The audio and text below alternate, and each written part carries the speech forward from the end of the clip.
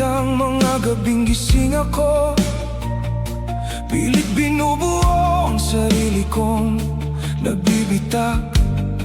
At mga araw nang umiti ako, hindi dahil masaya, kundi dahil kailangan. Ang dali mong bumuo ng kwento kahit hindi mo ako kilala. Habang pilit mo akong inuunawa, lalo mo lang nilalayo ang totoo. Sa mata ng iba, iba ako sa kung sino talaga ako. Ginawa mo kong kwento na hindi ko naman isinulat.